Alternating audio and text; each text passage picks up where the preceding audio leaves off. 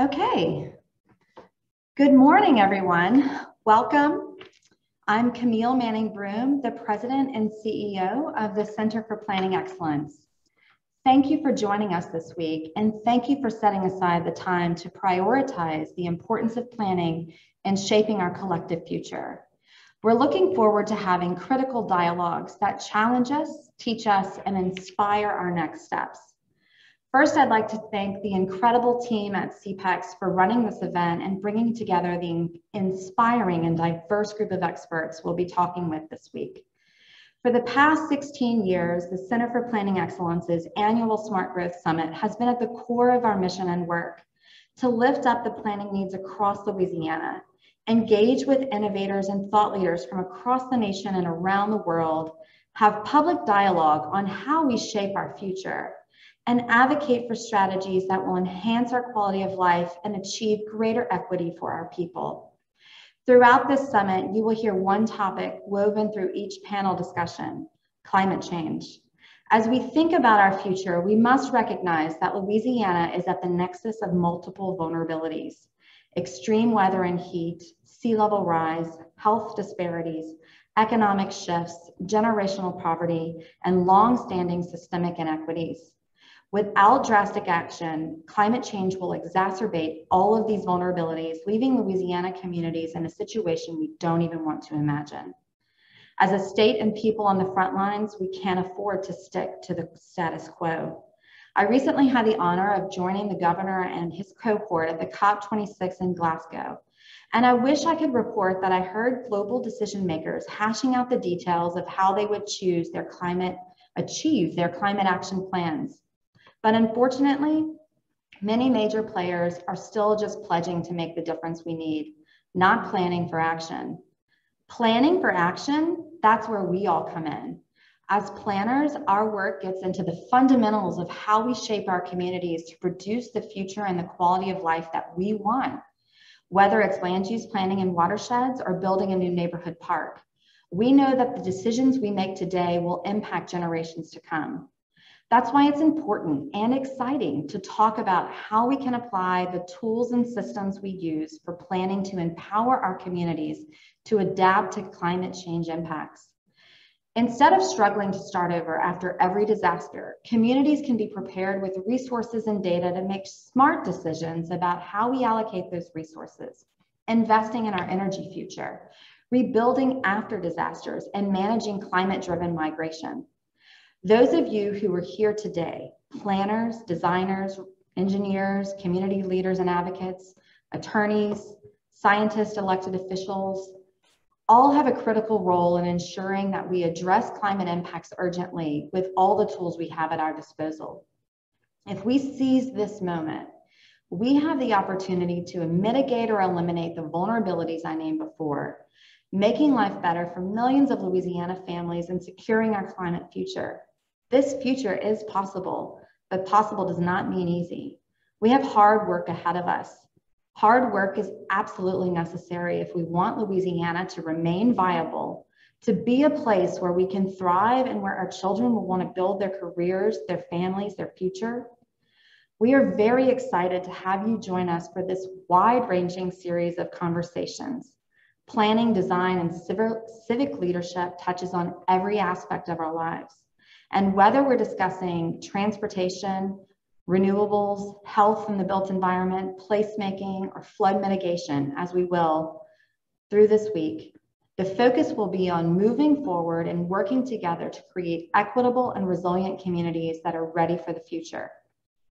It will take courage to seize these opportunities, prioritize our collective interest, and advocate for change, but I know that we can do it together.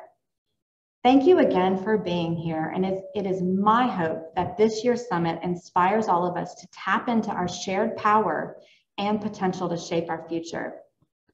So now we'll move into the first opening plenary session. We're going to kick off the summit with Climate Resiliency, Communities Built to Last. We would like to thank today's session and platinum sponsor, Power Coalition for Equity and Justice. We'd also like to acknowledge all of our members and sponsors who make this event possible year after year, including our platinum sponsors, Blue Cross Blue Shield of Louisiana and 89.3 WRKF, and our gold sponsors, American Planning Association Louisiana Chapter, Hancock Whitney, Louisiana Municipal Association, LaMatz, LSU Ag Center, Smart Growth America, and Stone Pigman Walther Whitman. Closed captioning is provided by AARP Louisiana. There are a few housekeeping items to address before we get started. Today's session has been pre-approved for continuing education credits for certified floodplain managers and certified planners. Realtors, architects, landscape architects, engineers, and lead professionals may self-report credit. To receive credit, please attend the whole session and respond to the polling question at the end. Visit summit.cpex.org for more information. You may turn on closed captioning using the button at the bottom of your screen. We are recording this session, and the recording will be available on our YouTube channel and website after the summit. Lastly, attendees, please enter your questions into the Q&A using the bottom of the button on your screen. You will help shape the conversation, and we're going to reserve time at the end for our guests to answer your questions. So, in opening our plenary, we're bringing together some of my favorite people working in the climate adaptation and resilience arena. These trailblazers are elevating knowledge and defining best practices at every level, from on-the-ground planning to national policy development and more creative financing. Our speakers represent a range of expertise in climate adaptation, and that diversity that we have on this panel is important because having a whole of government and cross-collaborative approach to this multifaceted challenge has never been more vital. Here in Louisiana, our ground zero perspective on climate change allowed us to recognize early the enormous gaps in adaptation planning, namely the discrepancies between climate change impacts and adaptation needs at the community level, and the alignment of funding and policymaking support at the state and federal levels. In 2018, CPEX partnered with the Louisiana Governor's Office to address that gap through our Adaptive Governance Initiative. We're working to build a culture of resilience thinking within state government by helping agencies understand how climate change is already affecting their abilities to meet their missions and how those vulnerabilities will change over time. This initiative also works across agencies to identify opportunities for policy shifts that improve alignment and build that whole of government approach. The adaptive challenges we face at the most local level are too complex for communities to manage on their own, and it's critical to have support at the state level. What constitutes resilience varies from community to community, and every place is unique.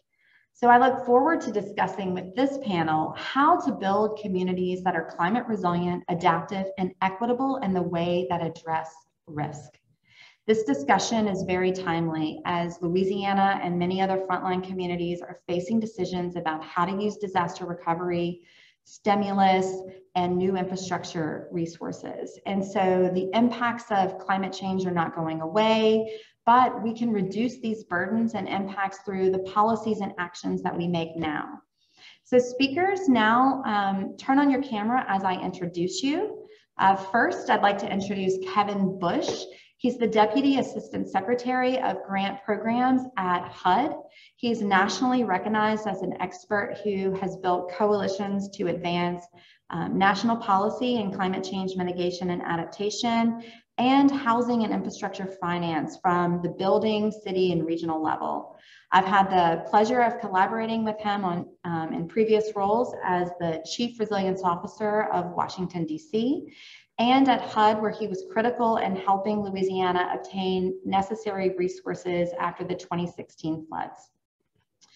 Joyce Coffey is the founder and president of Climate Resilience Consulting, leading a team that creates practical strategies that enhance markets and communities through adaptation to climate change. She is globally recognized as a visionary on climate adaptation and financing strategies for improving resilience that saves lives and improves the livelihoods, putting social equity first and strengthening market positions. She is a longtime friend and a champion of Louisiana. Flozell Daniels is the president and CEO of the Foundation for Louisiana, and as a New Orleans native and recognized leader on so many topics from criminal justice reform to public transit to environmental justice, he has led and helped shape so many transformational initiatives in Louisiana that have strengthened all of us and made us all more resilient. He is also a dear friend, and we have had the opportunity to spend a lot of time over the past year working together on the Governor's Climate Initiatives Task Force. Sanjay Seth leads the Climate Resilience Program for the city of Boston. Boston, like Louisiana, is certainly on the front lines of climate change, and there Sanjay leads neighborhood climate resilience planning and manages the Climate Ready Boston program in collaboration with a wide range of partners. And so I look forward to learning how we can hopefully apply some of the lessons that Sanjay has put in place in Louisiana. So with that, we are going to dive right in. So my opening question to this group of friends, and they're excited about being able to share their knowledge and really get into the fundamentals on how to help Louisiana and other frontline communities build climate resilience as we adapt and mitigate to climate change. So the opening question, and we're going to focus a little bit on Louisiana's resilient recovery. So given what you know about the progression of climate change impacts and Louisiana's position and vulnerabilities, and given that our disproportionate vulnerabilities force us to be the nation's leader in resilient recovery, what should be our top 3 priorities over the next 18 months as we recover and redevelop, this time post Hurricane Ida and the 2 hurricanes from last year? And so Flozell, I'm going to start with you and then go to Kevin, Joyce, and Sanjay. Good morning, Camille, and good morning to everyone who's joining this really important conversation. I'm really glad to be here with you all, and what a time to be inside of this particular discussion. I think, Camille, in some ways, the answer to your question is what's old is new again, right? I think many of us on this panel, and certainly from Foundation for Louisiana's perspective, have been consistent since Katrina recovery, that this is where we were headed, and if we didn't take drastic action to save ourselves, that we'd find ourselves in this really precarious and difficult space. I think first we know that our climate crisis, Hurricane Ida, we can include Laura and other recent massive storms, and Louisiana's history of backbreaking kind of racial inequity are all tied together, right? So investments intended to recover and redevelop, we think, must be focused on our people. Instead of responding through the lens, as we typically do, of industry and the sort of institutionally powerful, it's really, really important that we respond through the lens of people with lived experience, wisdom, and proximity. In doing so, I think you can accomplish the first priority of telling a truthful and grounded narrative about what has happened, what is happening, and what will happen, depending on how we respond. And so to tell this truth broadly and with integrity really matters. And what we found in discussion with folks is that this sounds deceptively simple, but it's really hard and important work because our inaction in some ways has been fomented or sort of fabricated by interests that have very intentionally, you could tell I went to business school, right?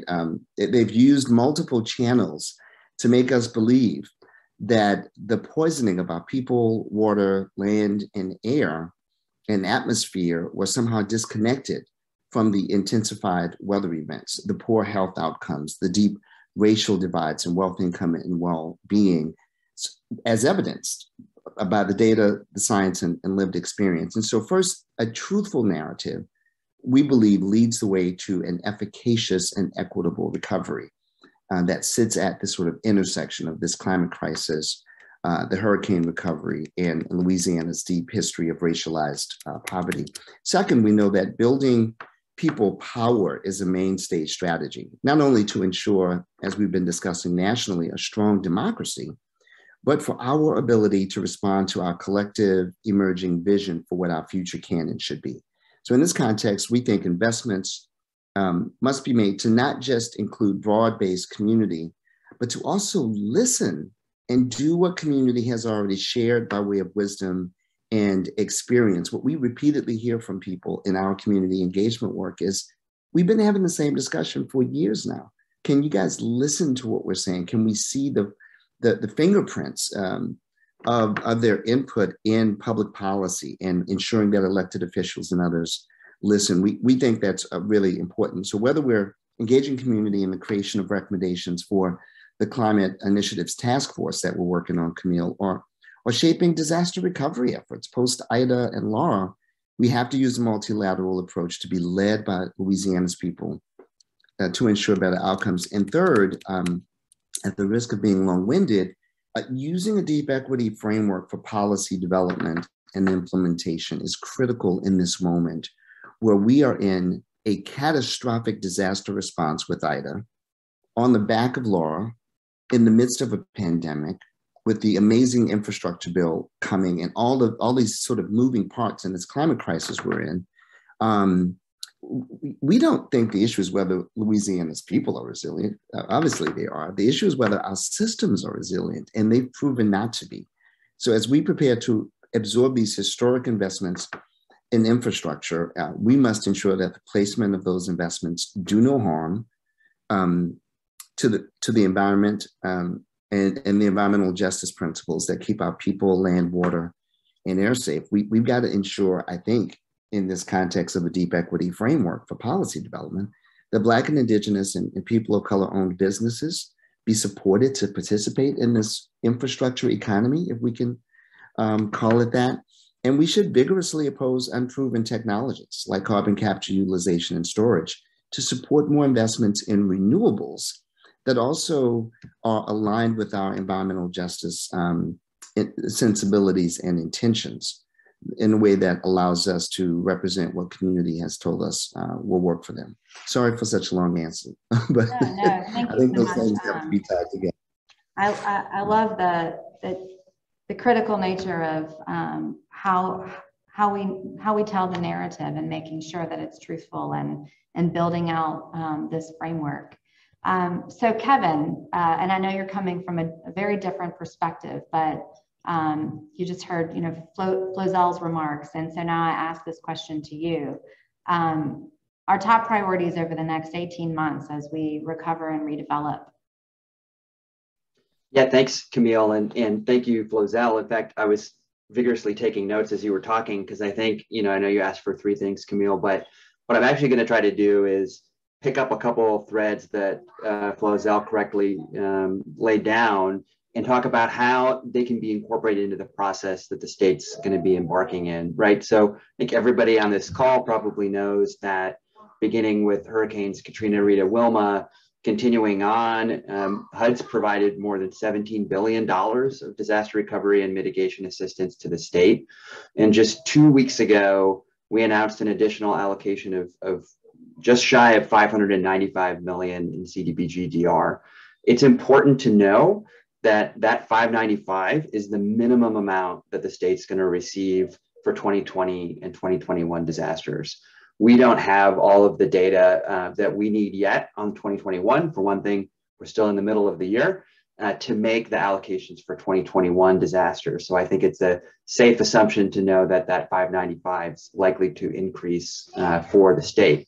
So what does that mean with where you're at and where, some of the things that Flozel just mentioned and what the state should be focusing on?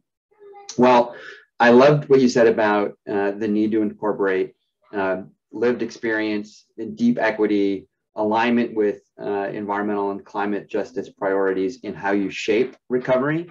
That is a lot of money that I just rattled off, and a lot of opportunity to not just recover, but really look at some of the institutional and historical, frankly, injustices that we need to correct with this opportunity, right? We were chatting earlier before this panel started about how the way we have set up disaster recovery and resilience funding in this country is it often follows a disaster, right? And so unfortunately, Louisiana is a leader in this industry because Louisiana has had the bad luck of receiving so many disasters. But that scale of funding is such an opportunity to address some of those injustices that we already know exist.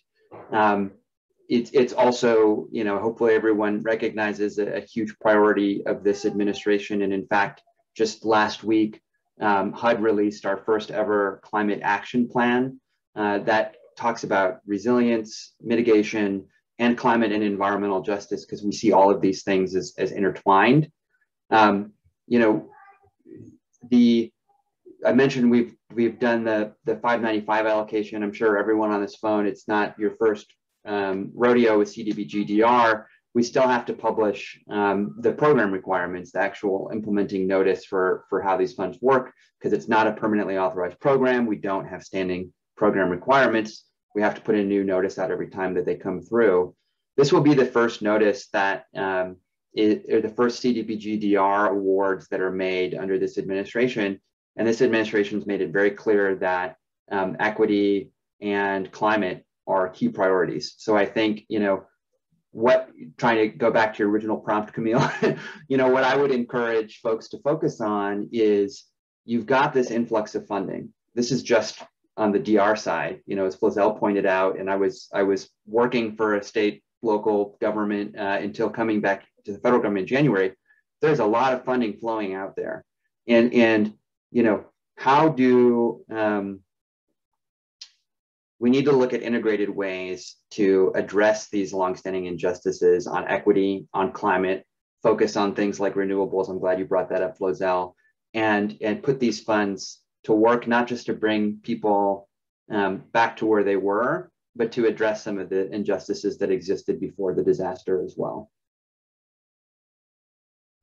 Thank you so much, Kevin. And it's so great that Louisiana and our Office of Community Development and us have this close relationship with you and your office, because we really can work together on the utilization of these resources and allocating them in a smart manner. And if I were in charge of how all of these monies were spent in Louisiana, if we could put a czar, that would be, I would appoint Joyce Coffey. And so I'm going to come to you now, Joyce. And so what are the top pieces that we need to focus on and priorities?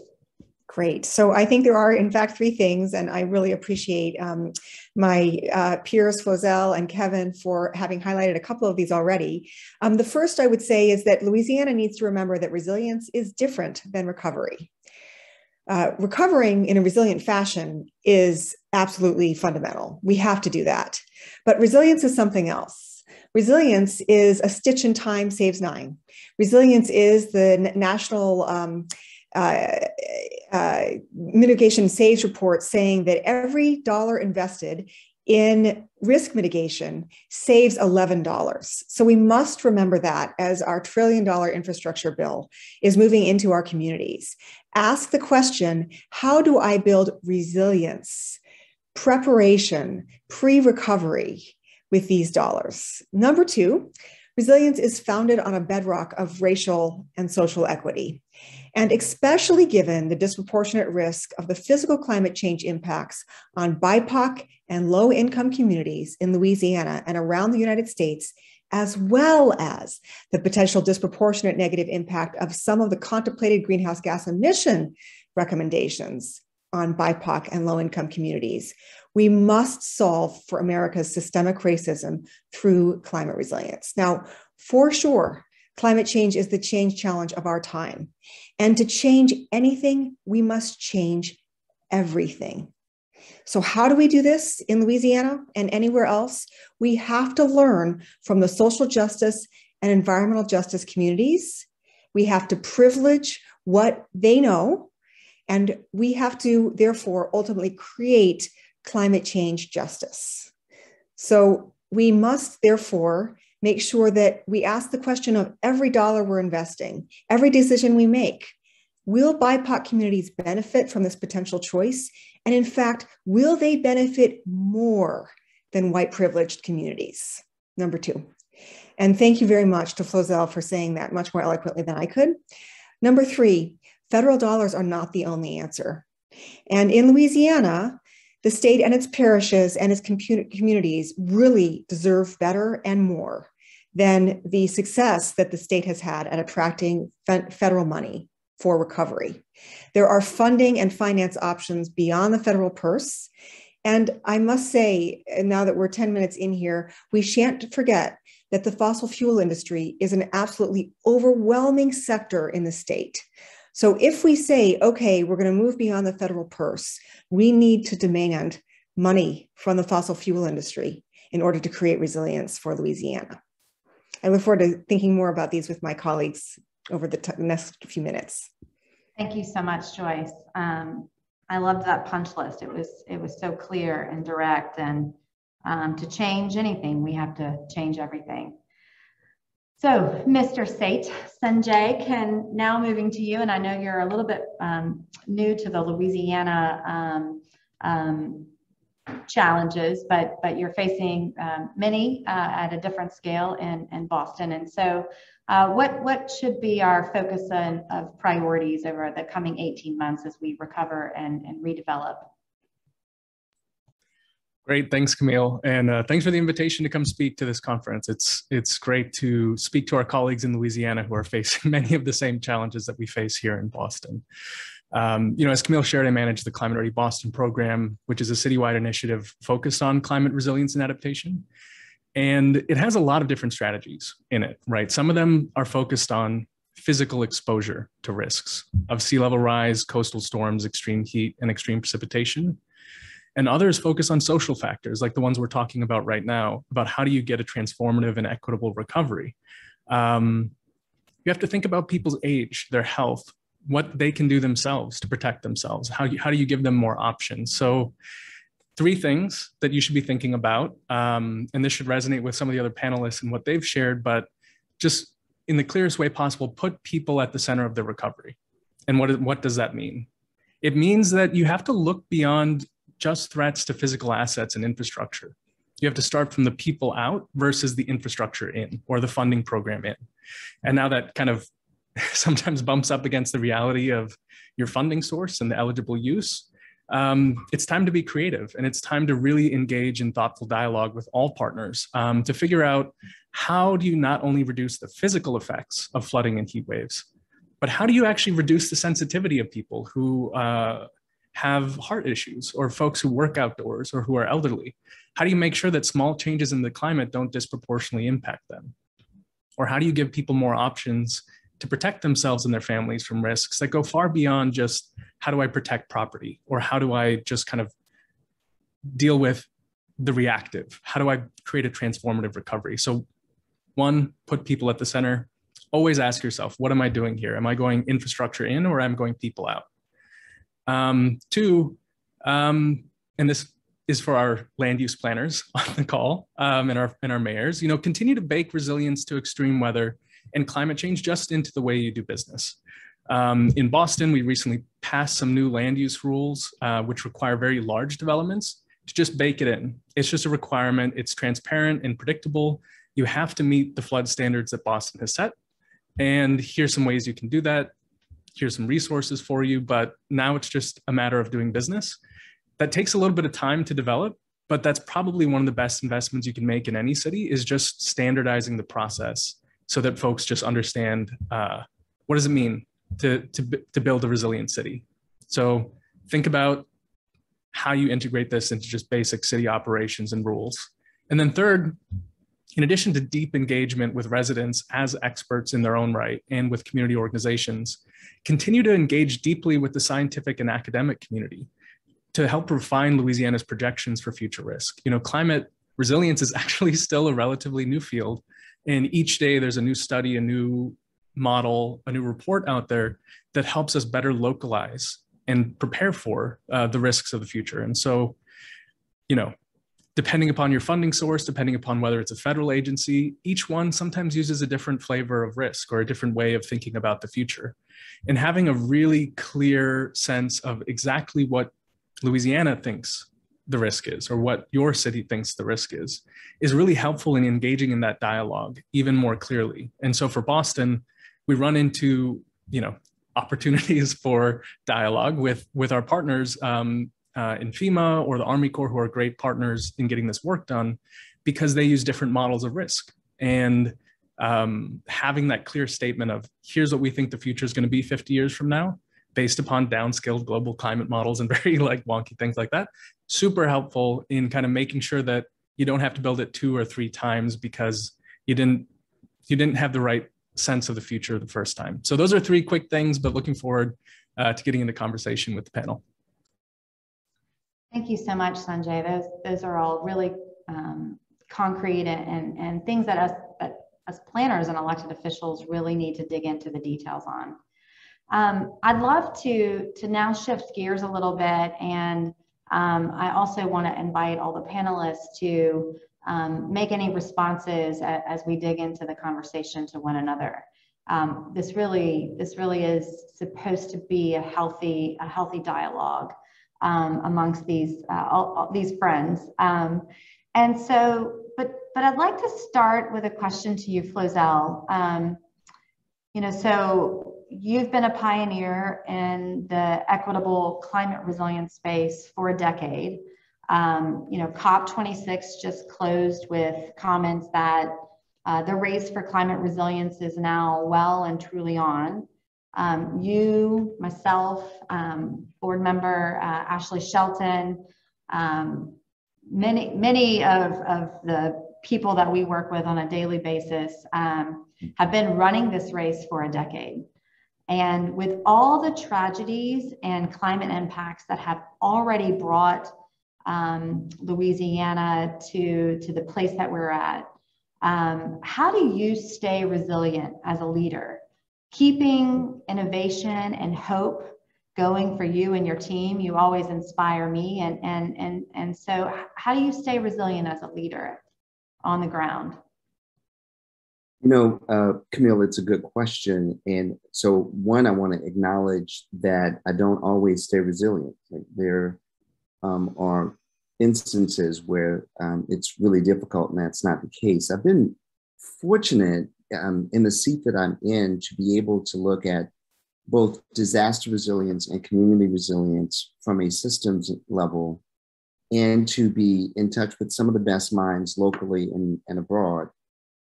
What does it mean to constantly live inside of what our bodies respond to as trauma, right? And what we now know from the science about what that means for not only our people, but those of us who are fortunate enough to be in the work, but also suffering in some ways from the impacts of the work. And I think I see this with my colleagues in social justice philanthropy. I see it in the planning community. I certainly see it in the activist and organizing communities where on the ground work is happening. Kevin and Sanjay and Joyce, I see it in the public sector with my friends and colleagues who are in these spaces really trying to do good work and running up against real challenges. A few things that I think we've been sharing with each other, Camille, is, and it's almost become a catchphrase now, but this idea of self-care and really understanding how to, what did our parents used to say? It's a marathon, right? And how do we prepare ourselves for that? If this is going to be our life's work, and what does that look like? I personally am a huge fan of therapy and finding a way and making a way to be sure that we take care of our emotional well-being as much as we think about taking care of our physical well-being, and how closely connected and tied those things are.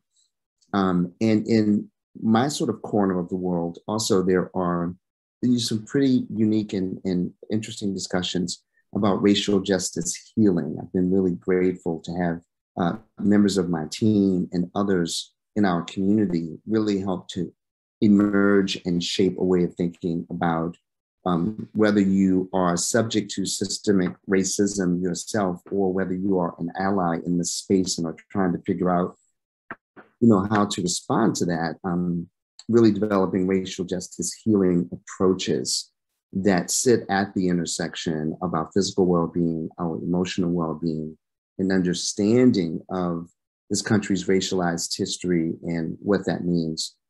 I think those are some of the things that I practice. It's like anything else, Camille, it's a practice and it's not perfect. But I guess the last thing I'll mention is I've also been buoyed, really elevated or lifted up and held by the history of actors and activists in this country who have done the work before us, whether it was the civil rights movement, the climate movement has been a long movement, women's suffrage. You can look back in history, LGBTQ rights, people have decided to create large at-scale change that no one believed was possible. And so I'm really paying attention to those historic lessons, and they're really giving me, they're a bit of a salve in helping me understand that considering the enormity of the climate crisis, and Joyce, you beautifully described this, we really have a chance to impact this. We have a chance to change and save the world that we love and need to be here for generations to come. And that's a lesson that I'm learning from our forebears and the work that they did. And it really does help me, Camille, stay strong and innovative and hopeful in these spaces that often don't give much evidence that we should be. Thank you so much, Flozell, for sharing those insights and emotions. And as you're pointing out, we have to lead with empathy.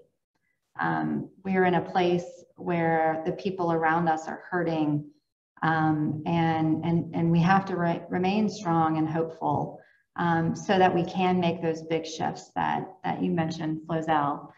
We've got to change everything, right, Joyce? And so thank you so much for that. So Kevin, I'd like to move to you for a bit, because there's so much hope and progress on what's happening at the federal level because of leaders like yourself. And so based on your past and current leadership roles, you know what's at stake for the nation. What do you need from us to fulfill the huge equitable resilience ambitions of this administration?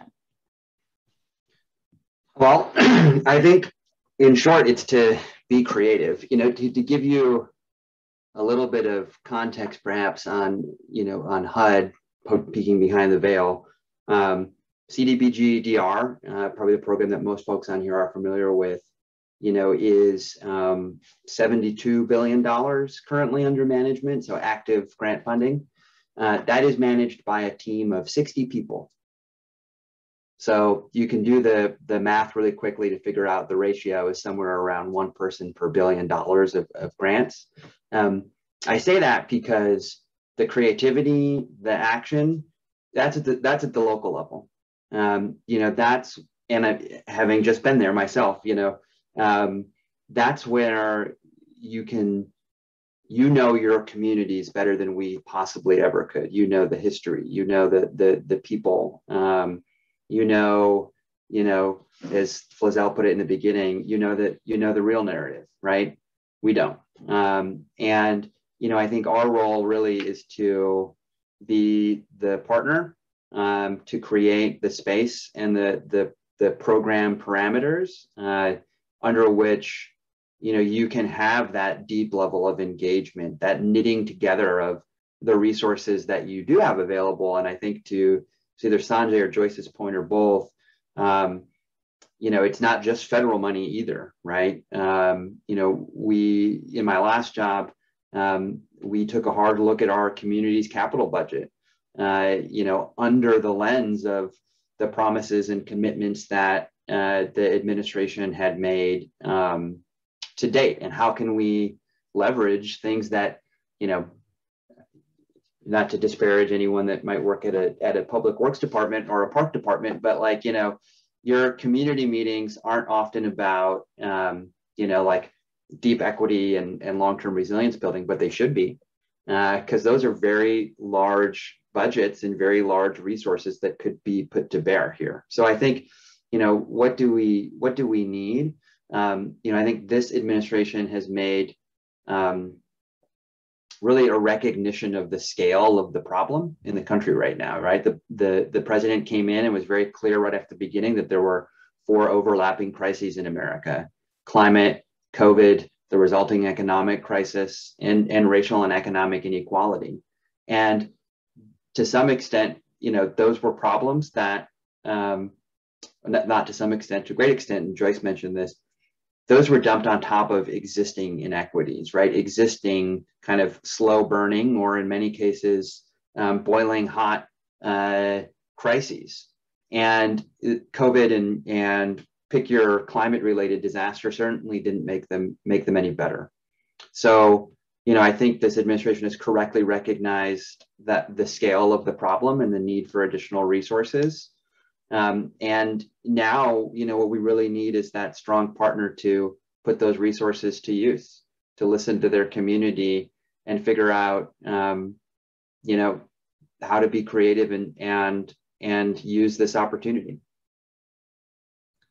Thank you so much, Kevin. And we are that strong partner. We can do that, and we are through a lot of the initiatives that are being led by the state. And following that stream of thought, so Joyce, as our Smart Growth Summit financials are for all of Louisiana. So we're the top recipient of a lot of federal funding dollars, but we know there's much benefit, including in financial terms, to attracting dollars for resilience, for pre-recovery that benefits our communities. And so based on your networks and collaboration with resilience leaders, your publications and study, do you have suggestions for how Louisiana can increase the amount of money that's invested here for Louisiana pre-recovery? Yeah, I think it's really a very hopeful scenario, if I may say. First of all, Camille, you just mentioned that you and the governor are just back from having attended COP26, which really is a huge indicator that your state legislature has shown political will for climate action, for coastal restoration, for hopefully creating prosperity and thriving for all people in Louisiana in our climate disrupted future. So the governance, that element is there. However, it seems as though there is no champion within Louisiana to really leverage externally your many gifts. So we need to have a champion within the government who is absolutely focused on finance and funding and creating a finance and funding enabling environment internally, while also going out externally to attract this investment. And by the way, an attractive funding and finance enabling environment does not mean more negative impact on BIPOC Louisiana. It means more resources to BIPOC Louisiana. But we need to be sure that we're defining that, because the markets might say otherwise.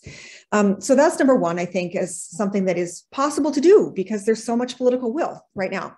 The second is that institutionally, there has been a lot of extraordinary institutional progress in Louisiana around, for instance, coastal restoration. And I know, Camille, that you sit on a governor's task force, and I think Flozell may as well, around climate.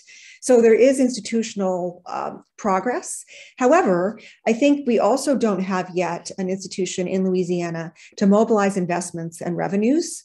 I'm talking specifically about something like a green bank or some other entity that could help to, for instance, aggregate projects, resilience projects, to make them bigger and therefore more attractive to the markets, that it could help to blend the federal dollar with some of the local money or private money to make it go further. That could even help to ask questions of existing pipeline projects. Are these, in fact, the top priority projects? Will they, in fact, create better lives for BIPOC and low and moderate income Louisianans? So I think there's an institutional prospect there that is, frankly, you would be one of a small set of leading states where you do adopt a green bank structure, but other states like Rhode Island and Connecticut and New York and California, and also some that we might not necessarily put in that most progressive place, Montgomery County in Maryland, have shown really great progress with establishing a green bank. Now, one other thing I want to mention is that there are some finance mechanisms that may be particularly well suited to the Louisiana context. And I want to call out just one, although there are others as well, but we don't have a lot of time. So that would be the Environmental Impact Bond. And, the Environmental Defense Fund several years ago did a really brilliant job of figuring out how an EIB could work in the state. And in fact, Louisiana even changed some of their policies. I don't know if it was related to that paper, but now Louisiana has the authority to create outcomes-based performance contracts and bonds for coastal restoration and other resilience. Wow, a lot of states don't have that. And we have economic benefit calculations that Louisiana could really lead on, showing the value of investment in Louisiana communities for resilience, right? The Justice 40 initiative of President Biden's administration says he wants to spend 40% of his dollars on low and moderate and BIPOC Americans. Okay, this is the place. So we can do that better through things like environmental impact bonds, alternative bonds that essentially privilege not just the markets, but also humans. And I want to just give a huge shout out to an extraordinary resource that you have in Louisiana, and that is the Restore the Mississippi River Delta Coalition. And I want to mention that some of these points that I'm sharing with you today really stem from a series of conversations that I've had with the Environmental Defense Fund element of that team. And I am very privileged to be a part of that group. Thanks. Great, thank you so much, Joyce. So we've heard from Kevin and the opportunities around post-disaster recovery and building resilience. You've outlined some financial opportunities on building resilience and building new creative ways to invest on the front end of pre-disaster. And sometimes this is really complicated or all the time, because you have decisions being made at different scales, from the national to the subnational to the local. And so Sanjay, I'd like to move to you to talk about, from a city perspective, from Boston, how have you guys been able to approach funding and financing resilience investments? And what does that look like in coordination with the state? Great. Yeah. I mean, how do we get it done? I mean, it's one thing to have a plan. It's another thing to have something built. And so step one has been always, even before you say funding and financing, it's like, can you make a clear statement of exactly what would solve the problem and which problem are you intending to solve? So, in 2016, the city laid out its strategy, which kind of focused on all of the risks. How are we going to approach this? Then we did neighborhood by neighborhood plans that identified specific areas that needed investments at a kind of 5 to 10% conceptual design. What do we need to do and where do we need to do it?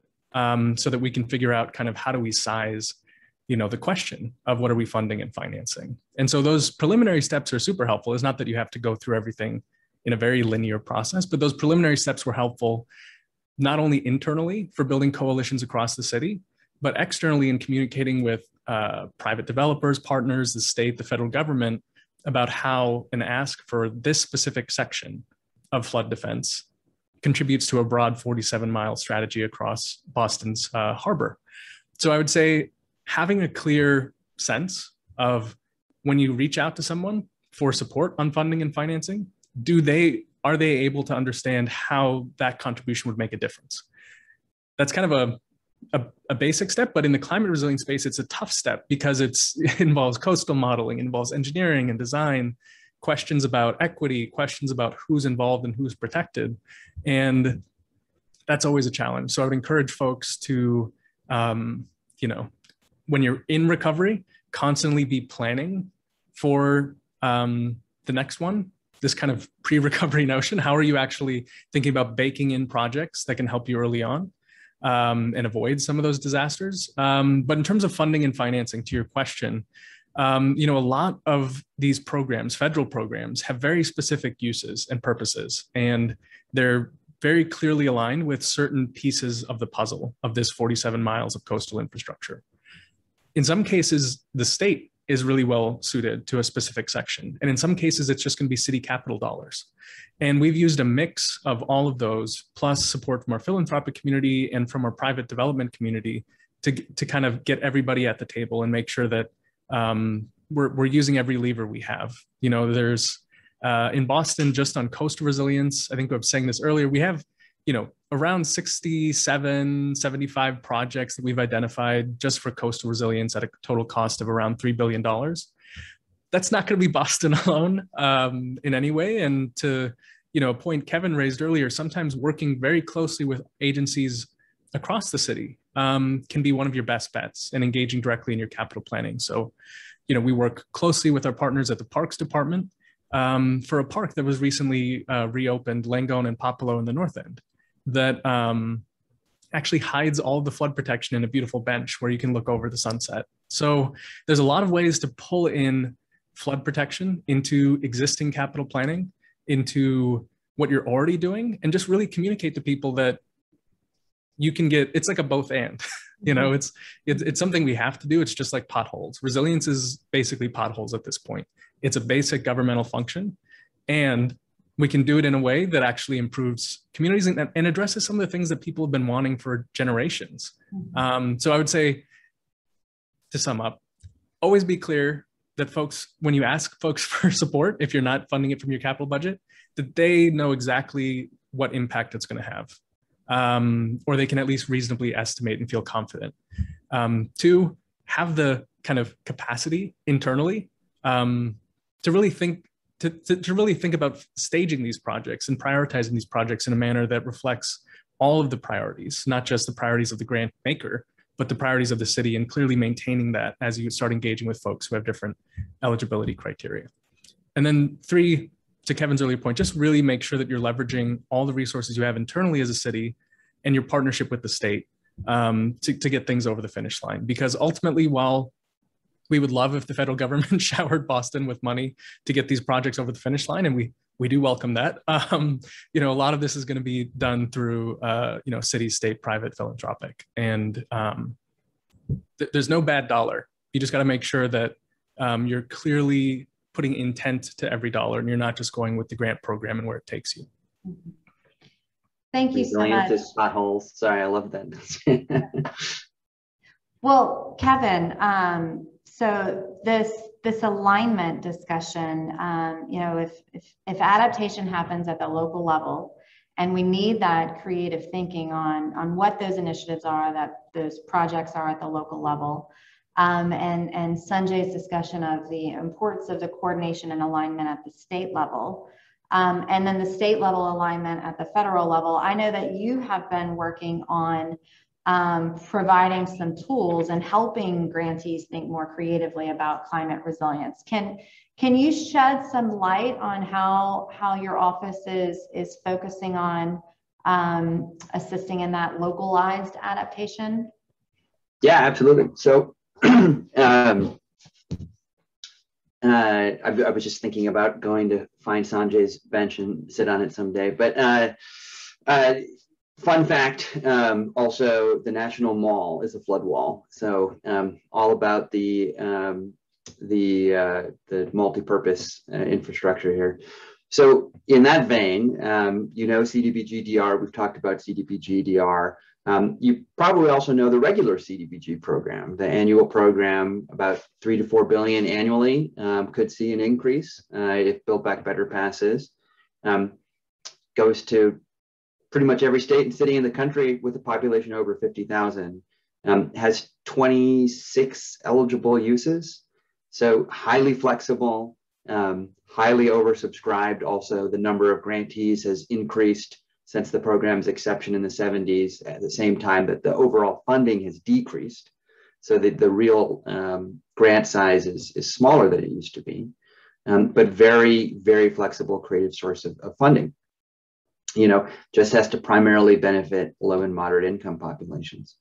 Knowing that a lot of communities have made addressing the disproportionate climate adaptation needs of their low and moderate income populations a priority, we have started to put out resources that make it clear how cities can use their CDBG funds for this purpose.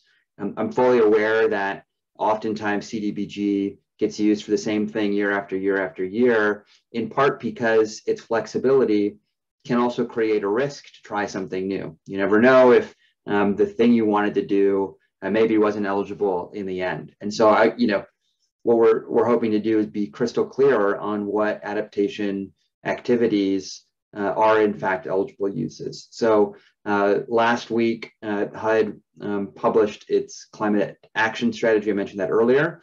We also published on a website that our state and local partners use for technical assistance resources, HUD Exchange. We posted a site devoted to supporting state and local climate action.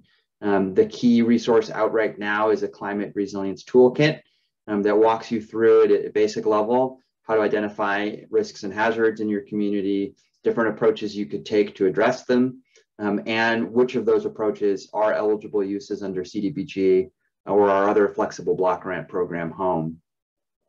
In the coming days, we'll be publishing additional implementation models. If you're like many CDBG grantees and your staff to manage the program is 1 or 2 people, we want to make it super easy. So we're publishing programs in a box.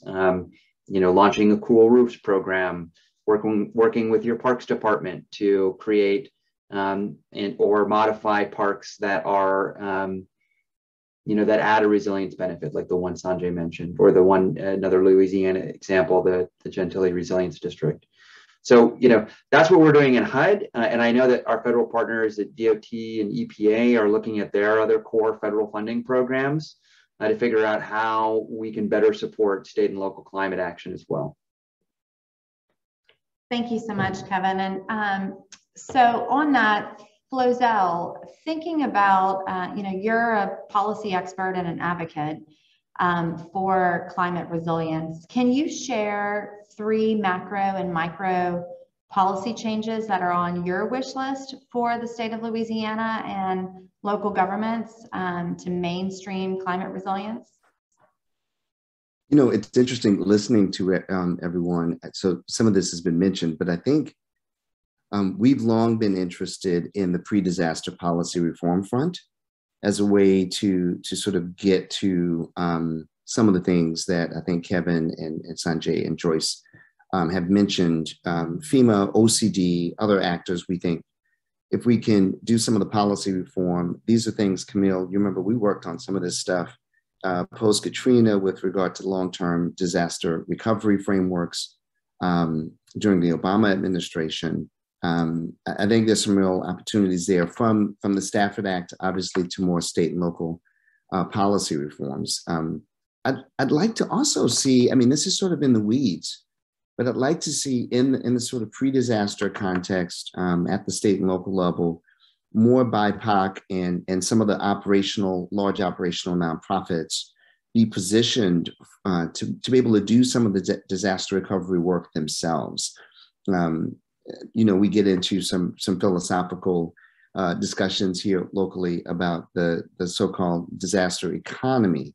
But one of the things that I think is a missed opportunity is for businesses and nonprofits who are positioned to do those things to be able to participate from that perspective. We think it not only strengthens local economies, but it really supports a sharpened set of responses to community needs and gets to some of this more long-term resilience that we've been talking about. And, last, I'm always going to make a pitch for taking a housing first approach. That's why I'm so glad that Kevin is inside of this conversation as a part of our climate and disaster resilience intentions. As I mentioned earlier, I think these things are inextricably tied together, and we will not succeed unless we have a housing first approach. I think Louisiana has a long way to go in making sure that our people have safe and affordable housing for their families. And there is something really important, I think, Camille,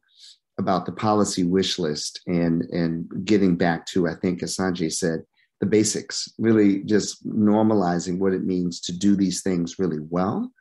And housing, I think, should be at the top of that list. Thank you. Yeah, and as our friend Andronika Morris advocates for put housing first, and that's the core, one of the core basic needs of every person. And COVID-19 has really shed light on a lot of deep housing issues that we have here in Louisiana. So thank you for bringing up the importance of that. We've got some great questions coming from the audience, and it's so great to see all of these names and know who everyone is. I wish we were all in person together, but next year. And so I want to tie one of the audience questions to a question that I had. Joyce, you just released a national report for government officials looking to increase their resilience, ambition, and impact. Can you give us a few highlights of that report? And then also, in doing so, we have a question here on what role should or shouldn't philanthropy and impact investing play in this building resilience work? Great. Yeah, I got to start with that one because I think I could be quick on it, that philanthropy and impact investing need to be in Louisiana big. And there's a whole variety of reasons for that. I mean, Camille, you started us off by reminding us that Louisiana is the tip of the spear for resilience because so many tragedies have occurred in Louisiana. So if we can have philanthropy show its muscle in Louisiana and improve life for BIPOC Louisianans, we can actually make progress for all of America. So there's every reason for national foundations and for corporate foundations to be investing in Louisiana. Of course, this is different than impact investing, which is our portfolios, where we say, as people with money in the markets, we want money to go to social and environmental and reparations-based investments.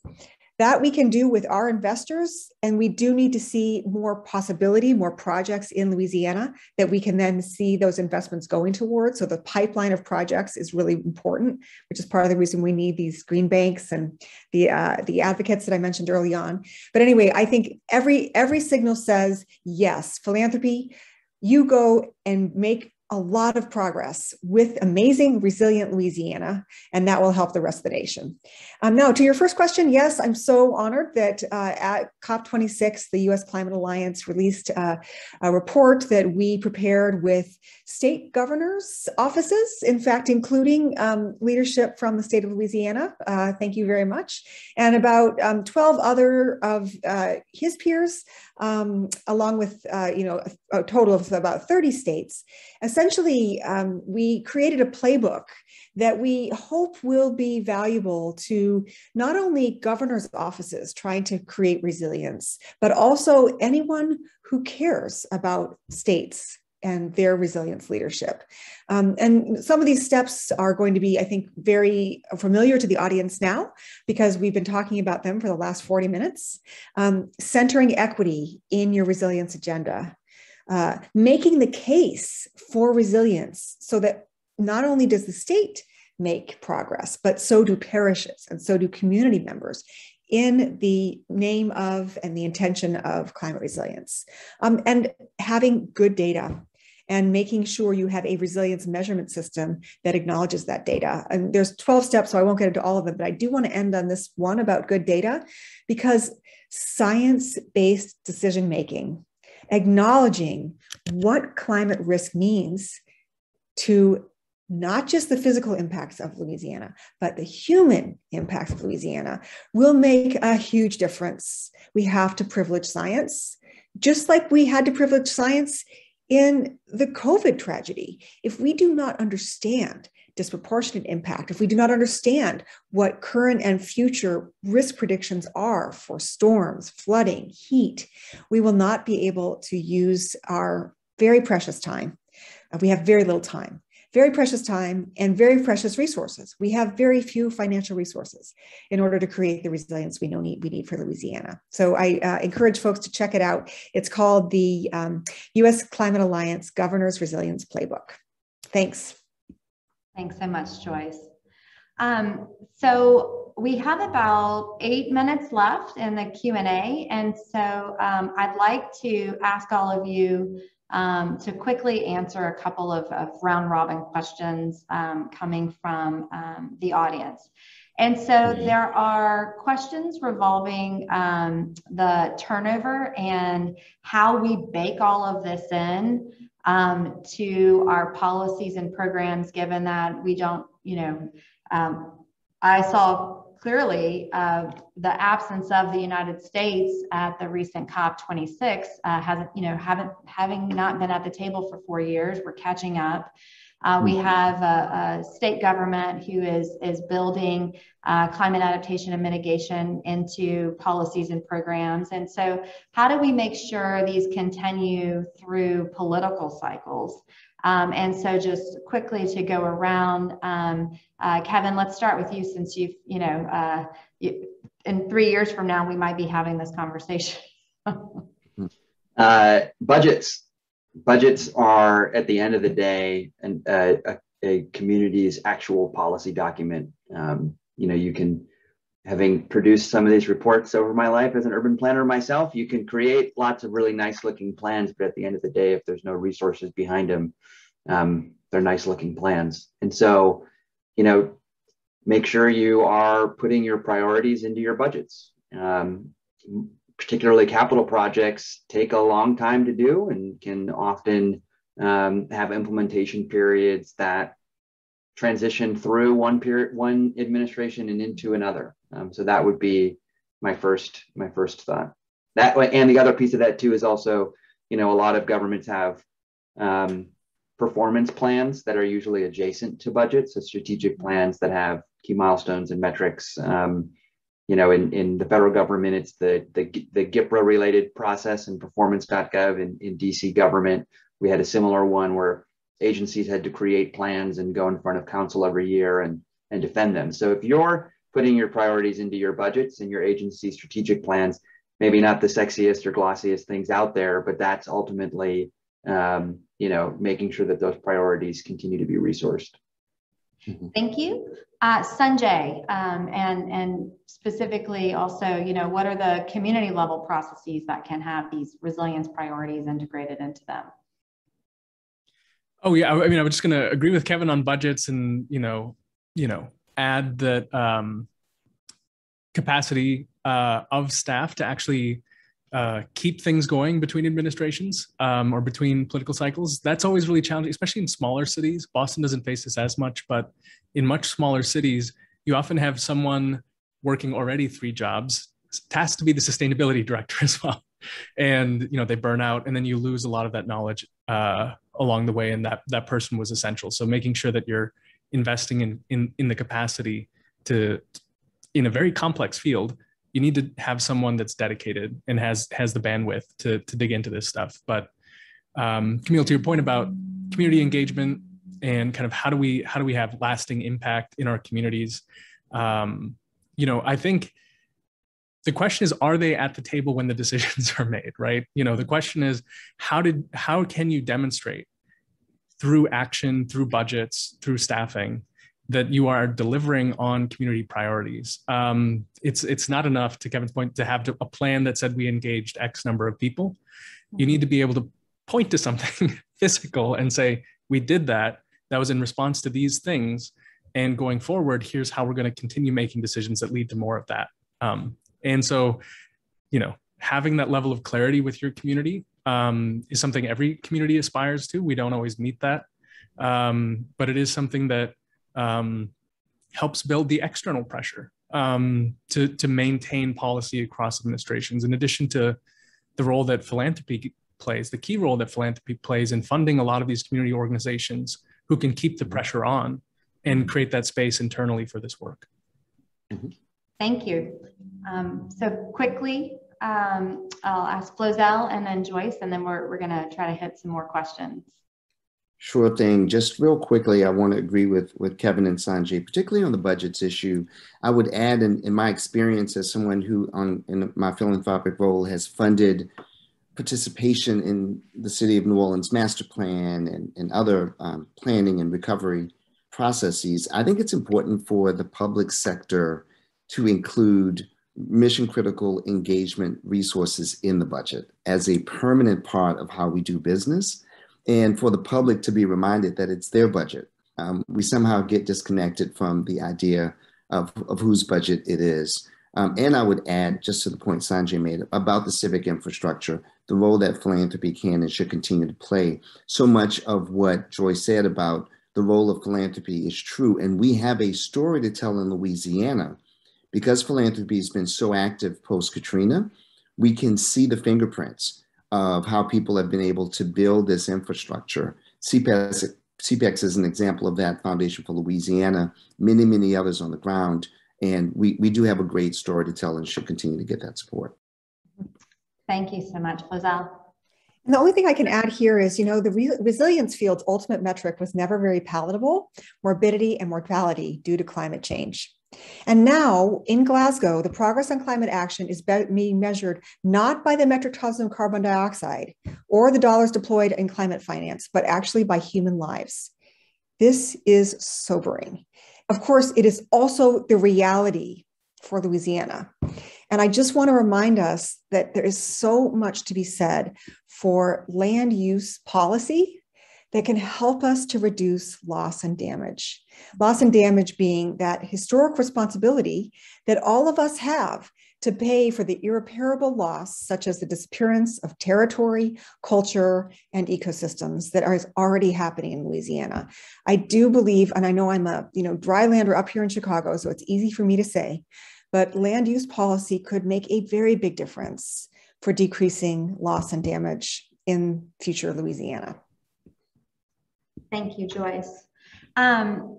So we have some questions around moving the funds. And so, Kevin, I'd like to start with you and then ask others if they have any additions.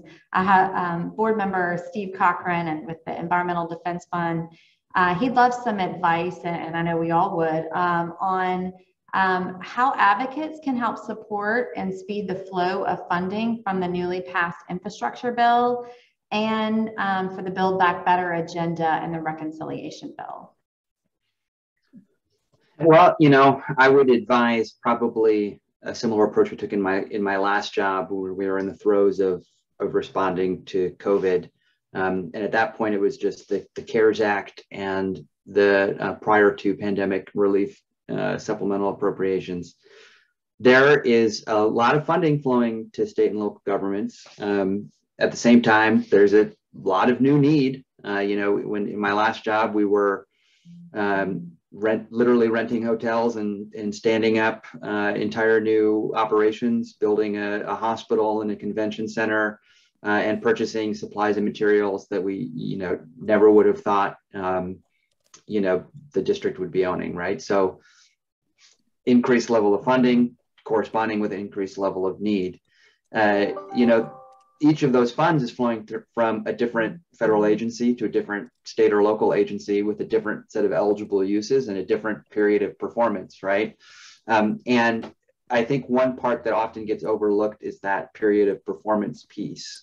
It's not necessarily a good thing, good policy to spend all of your funding immediately, right? Some of these funds are designed to get us through that long tail of recovery, and we should be strategic about them. So, whether you're a state or local government or a national advocacy organization, as I think the questioner said they were, I would want to really understand that aspect deeply. Are these funds that are intended to buy face masks for our schools?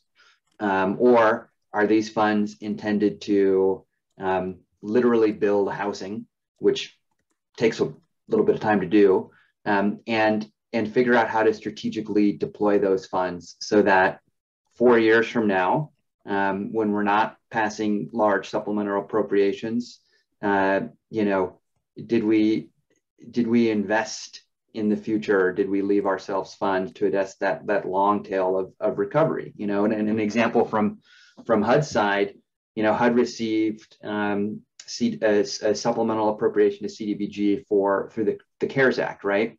It's about 20% expended nationwide, which may sound shocking because that's the CARES Act, until you realize that the CDBG program is a 6-year period of performance. So yes, you could have used the CDBG funds to buy face masks. You could also use FEMA public assistance to buy face masks and save your CDBG for longer term economic recovery in some of the hardest hit communities. So I really do think it takes this kind of strategic thinking around programs. To add on to that, because I want to link what you just said to Reverend Anderson's question, are there any ways or policies in which the federal funds encourage public participation in discourse and how decision makers at the state or local level are allocating and expending those resources? And you can see Reverend Anderson's question, which how do the people, getting to Flozel's point, how do the people have a voice and a say in how the budget is expended on the recovery? So at least in my last job, whether or not they were federal funds, they would still come up in each agency's budget hearing if it was local or federal funds. So that's, probably in most communities, one of the most important public input processes to get involved in. With CDBG, we, in some of the other programs under my purview now, we do have public input and public comment built in. There's a required planning process, and we've been adding in consultation requirements. So, for example, one of the programs we just rolled out from the American Rescue Plan was for a specific flavor, if you will, of the Home Investment Partnerships Program, a highly flexible block grant for affordable housing. And I said specific flavor because the eligible recipients and even the eligible uses to some extent of the program changed by law.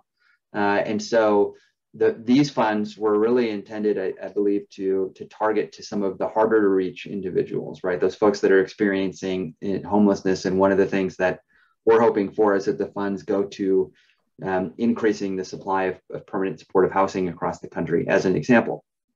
So we included consultation requirements with homelessness service providers, et cetera.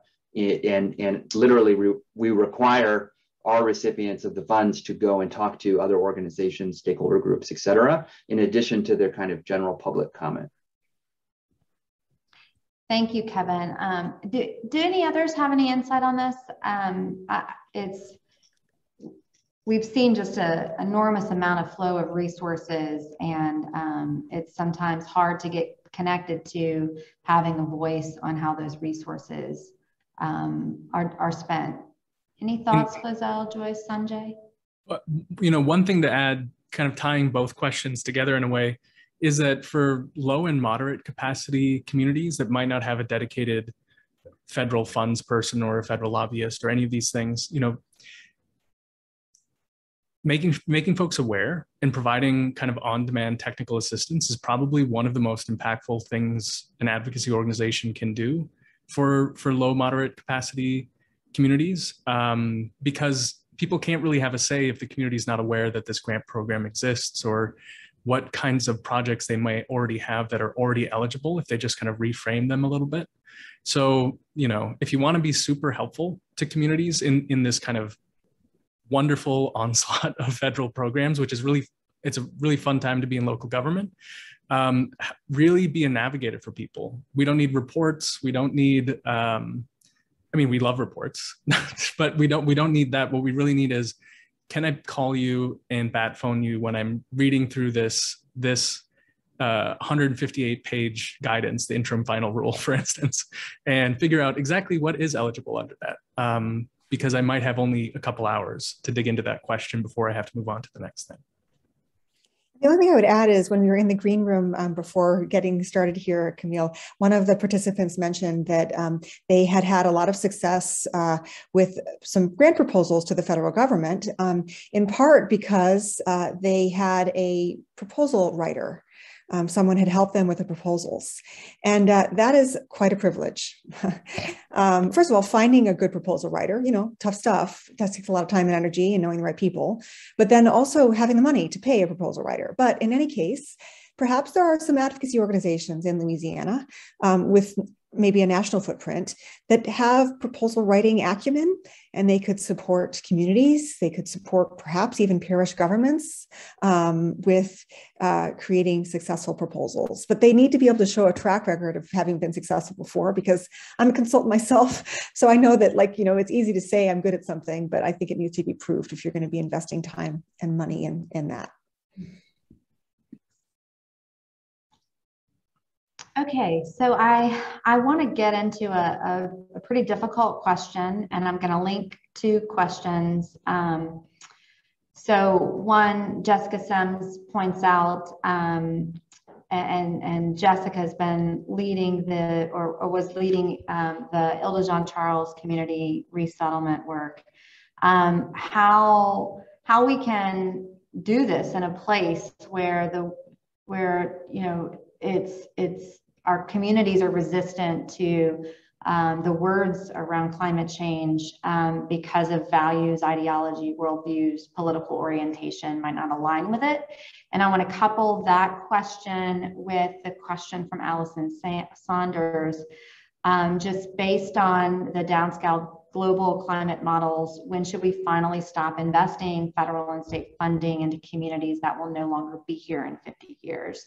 And actually, when you look at the maps on the trajectory of sea level rise and risk in Louisiana, when you look past 2050, there's a very different narrative and reality of what we're facing with those models. And so she offers an example. Moratorium on grants that go to brick and mortar in areas that are at high risk. And this is one of the biggest challenges we have here. We're not planning for something 100 years from now. We're talking about, in our generation, grappling with decisions that we're making now. And so I'd love to pose this difficulty that we have here with you all. Mm-hmm. If I could start, Camille, it is a really difficult set of questions, but something I mentioned earlier, I think sits at the center of it. This idea of truthful narratives, part of that has to be culturally responsive narratives. And I think this fits on both sides of these questions, right? Part of, I think, the opportunity for us is to communicate in ways that allow us to be effective. And we often have this tension between, well, do you want to be right, or do you want to be right and effective? And I think we owe our people the opportunity by way of strategy. It's like anything else we do, right? Joyce talked about the science justice earlier. We've, as a racial justice and social justice organization, we've always cared deeply about those values, but we also care about speaking to and with people in a way that we can be heard, versus just being on the right side of an argument. So I think we owe our publics, that's plural, right? There's an old joke that Louisiana is in fact three different states in one. Narratives and ways of communicating and engaging in ways that are culturally relevant to what they need to be able to, so that we can be brought along together, if that makes any sense. It's really, really tough work. Most of us need training in it. Most of us need experts and consultants to help us develop strategies around that. And it's something that we should invest in. And not that these things are directly connected, but the response to COVID is a perfect example of the sort of intransigent nature of this issue that the questioner brings up. And boy, you want to talk about a tough sort of response to this issue of just transition and what that means. I think that goes back to something that Sanjay said. We can do a better job, I think, of sharing information with the larger public in a way that starts to stimulate a set of discussions. Camille, we've been in those conversations with people directly, and it's been hard. I've been uninvited from tables for suggesting that there's a way to have these discussions, because it's really difficult for us. And you see this anywhere else in the world as well. I think we need to start setting tables that allow us to start answering that question from the community perspective, and then moving it upstream versus having it come downstream. Thank you so much, Flozell, and we are at time. And so I want to thank our speakers, Sanjay, Flozell, Joyce, and Kevin. This has been a critical discussion. I wish it could go on much longer, but I know that we have partnerships and strong partnerships with all of you. And this, although we're ending today's discussion in this forum, there are many to be had. And so I look forward to continuing to work with all of you. And I'm so grateful for all of your leadership and support to Louisiana as we plan for a more people-centered and climate-ready state. Just some quick highlights, and I know you guys have hard stops at 11:30. Joyce, we must solve for America's longstanding history of racial inequality through climate resilience. She suggested that Louisiana needs a dedicated governmental entity focused on climate resiliency, not climate recovery. And federal funds are not the end all and be all for federal sources. And if we're going to move beyond the federal purse, we need to have fossil fuel industry resources at the table in order to create resilience. Sanjay, it's time, your takeaway is it's time to be creative and engage in thoughtful dialogue with all partners. Integrate climate resilience in all aspects of our business, not just, you told us, not just how we build a climate resilient city, but how the business and innovation comes from that, by getting everyone at the table to make sure that we're using every resource that we have. Flozell, you highlighted the importance that investment in all recovery efforts should be focused on our people, that we need an equitable framework in our policy and disaster recovery, and a truthful narrative that leads to this equitable recovery. And quoting the Greater New Orleans housing finance leader, putting housing first approach to recovery and policy, which is so critical. And Kevin, you mentioned that our communities need to be creative, and creativity and action happen at the local level. And there's that need for a strong partnership with the state and the feds. But we've got to put funds to work on addressing injustices, not just after a disaster, but the injustices that existed before the disaster. And we need to look at integrated ways to address both the longstanding injustices on equity and climate, and focus on things like renewables. And these are just a clip of big takeaways from you all. I'm so grateful for you, and thank you again. And now you can turn your cameras off. We're going to move to a poll. I would also like to thank our sponsors, and especially our session summit sponsor, Power Coalition for Equity and Justice. And now let's look at this poll, climate resiliency communities built to last. So after listening to today's discussion, if you had to prioritize just one action to build Louisiana's equitable climate resilience in the next 18 months, what would it be? And so I'm going to give just a few minutes where our summit leader, Macy Williams, is going to show us the response.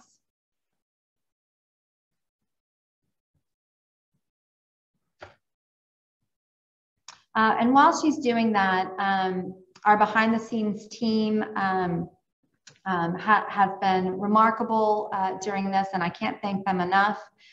They want me to make sure that if you're a certified floodplain manager, that you know to fill out the survey that will appear when we close the Zoom window, or when you close the Zoom window, so that we can help you get that credit. And also, if your questions weren't addressed in today's conversation, don't worry, we're going to post them in the session's Q&A forum.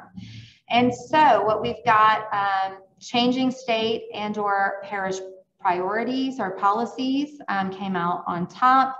Next, implementing creative funding sources, using more climate data and decisions after that, and then working more closely with the federal government. And of course, there's no wrong answer. We've got to do all of these things. And thank you so much for everyone and your response and your time today. So don't miss our next session today as part of Climate Day.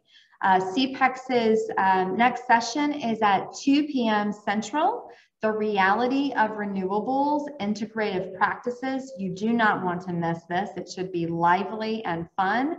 It's going to feature pioneers in the field of renewable energy who will lead a discussion on the economic benefits, the challenges and opportunities of bringing renewable energy sources to communities, and the considerations for ensuring that historically marginalized communities are included in the decision-making and connected to emerging opportunities. Also, the session you just attended at the is made possible by our sponsors and our CPEX members. Contributions help keep this vital educational opportunity accessible to all. If you would like to help support our important work, please text CPEX to the number on your screen or scan the QR code. We hope to see you again this afternoon at 2 p.m. Central. Thank you for joining us today.